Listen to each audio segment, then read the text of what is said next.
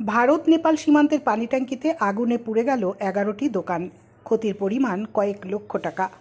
শনিবার ভোররাতে শিলিগুড়ি মহকুমার পানি ট্যাঙ্কিতে নেপালগামী আন্তর্জাতিক সড়কের পাশের বাজারে আগুন লাগে। প্রথমে স্থানীয়রা আগুন দেখতে পান। বাসিন্দারা আগুন নেভাতে চেষ্টা করেন। খবর পেয়ে প্রথমে নকশালবাড়ি দমকলের একটি ইঞ্জিন ঘটনাস্থলে পৌঁছায়।